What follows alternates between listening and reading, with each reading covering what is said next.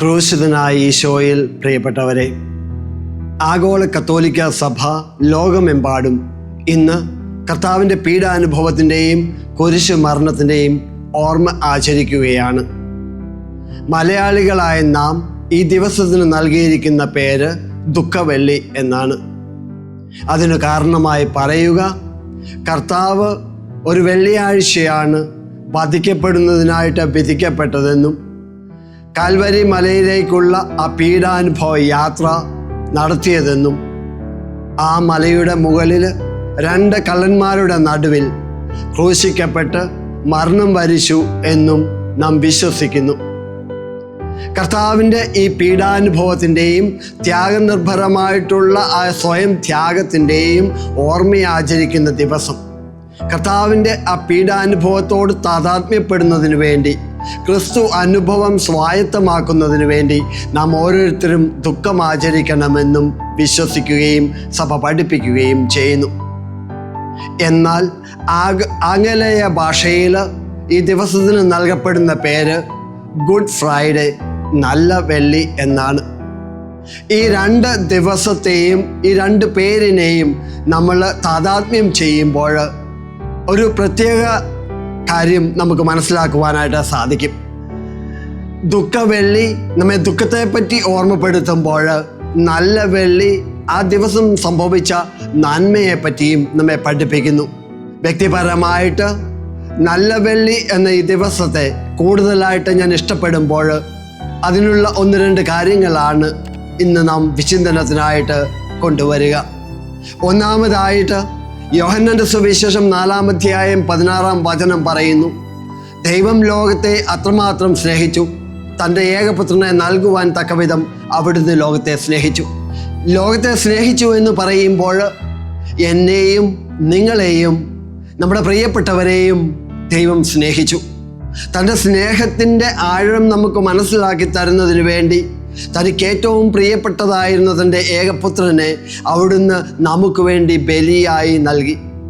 ഈ വലിയ സ്നേഹത്തിൻ്റെ അടയാളം സംഭവിച്ച ദിവസത്തെ നാം നല്ല ദിവസമായി കരുതുന്നു.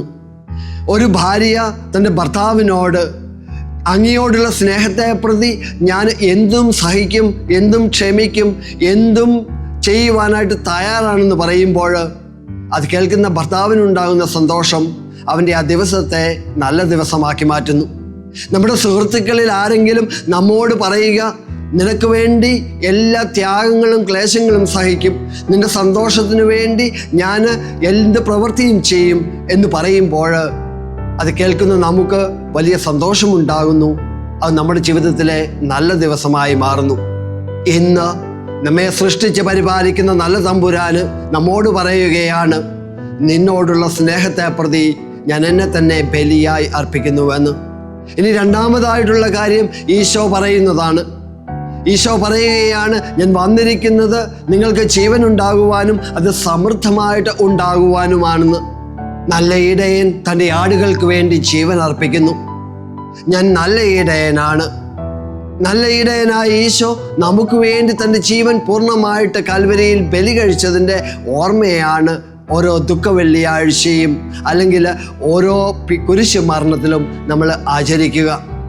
ഈ ദിവസത്തിൽ നടന്ന വലിയ സന്തോഷത്തിൻ്റെ അനുഭവം, നമ്മുടെ നിത്യജീവനിലേക്ക് നമ്മളെ കൈപിടിച്ച് കയറ്റിയ ആ പുണ്യദിനം നമുക്ക് നല്ല വെള്ളിയായി മാറുന്നു.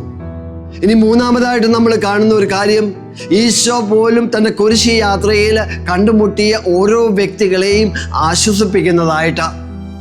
ഒന്നാമതായിട്ട് പരിശുദ്ധ അമ്മ തൻ്റെ പ്രിയ മകനെ രക്തത്തിൽ പുരണ്ട വസ്ത്രങ്ങളോടും ശരീരത്തോടും കൂടെ കാണുമ്പോൾ ദുഃഖിച്ച് കരയുന്ന അമ്മയെ നോക്കി അവൻ വാക്കില്ലാതെ അവളെ ആശ്വസിപ്പിക്കുകയാണ്. അതോടൊപ്പം തന്നെ വെറോനിക്ക പുണ്യവതി ഈശോയുടെ അരികിലേക്ക് ഓടി വന്ന് അതിൻ്റെ തിരുമുഖം തുടയ്ക്കുമ്പോൾ അവൾക്ക് തൻ്റെ തിരുമുഖത്തിൻ്റെ ഛായ പകർന്നു കൊടുത്തുകൊണ്ട് അവളെ നിശബ്ദമായിട്ട് ഈശോ ആശ്വസിപ്പിക്കുന്നു.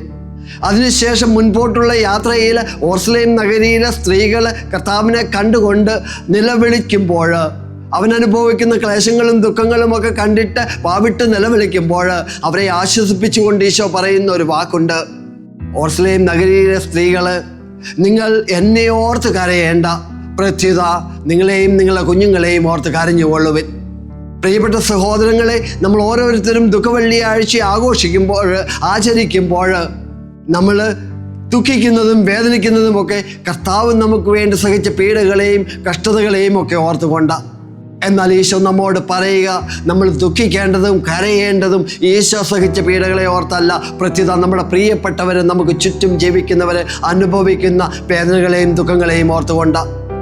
ഈ ലോകത്തിൽ എത്രയോ മനുഷ്യർ ഈശോ വിധിക്കപ്പെട്ടതുപോലെ വിധിക്കപ്പെടുന്നവരുണ്ട്. ഈശോയെ കുറ്റം പറഞ്ഞതുപോലെ കുറ്റം പറയപ്പെടുന്നവരുണ്ട്. ഈശോയെ തള്ളി പറഞ്ഞതുപോലെയും ഒറ്റക്കൊടുക്കപ്പെട്ടതുപോലെയും തള്ളിപ്പറയപ്പെട്ടും ഒറ്റപ്പെട്ടും കഴിയുന്നവരുണ്ട്.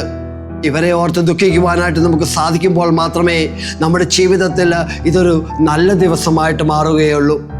നമ്മുടെ കർത്താവ് ഈശോ മിശിഹ നമുക്ക് വേണ്ടി സഹിച്ച പീഡകളും കഷ്ടതകളും ഒക്കെ അവൻ സ്വമനസാലെ ഏറ്റെടുത്തതാണ്. ഒരു വലിയ നന്മ ഈ ലോകത്തിലുണ്ടാകുവാനായിട്ട് അവൻ കാരണമായി മാറിയതാ. ആയതിനാൽ ഈ ദുഃഖവെള്ളിയാഴ്ച ദിവസം നല്ല വെള്ളി ആക്കി മാറ്റി അതിൻ്റെ ചൈതന്യം പൂർണ്ണതയിൽ ഉൾക്കൊണ്ടുകൊണ്ട് നമ്മുടെ സഹജീവികളോട് സ്നേഹവും അനുകമ്പയും കാണിച്ചുകൊണ്ട് അവരുടെ ദുഃഖങ്ങളിലും വേദനകളിലും പങ്കുപറ്റിക്കൊണ്ട് നമുക്ക് അർത്ഥപൂർണ്ണമാക്കി മാറ്റാം. അങ്ങനെ നമുക്ക് വേണ്ടി മരിച്ച കർത്താവ് നമ്മളിലൂടെ ജീവിക്കുകയും അനേകം മക്കൾക്ക് വേണ്ടി ജീവൻ കൊടുക്കുവാൻ തയ്യാറാകുന്ന മറ്റൊരു ക്രിസ്തുവായി നമ്മൾ ഈ ഭൂമിയിൽ ജീവിക്കുകയും ചെയ്യാം. അതിനായിട്ട് ഈ നല്ല വെള്ളി നമ്മെ ഓരോരുത്തരെയും സഹായിക്കട്ടെ. ഈ ചൈതന്യം നമ്മുടെ ജീവിതത്തിൽ നിലനിർത്തുവാനായിട്ട് സാധിക്കട്ടെ. ആമേൻ.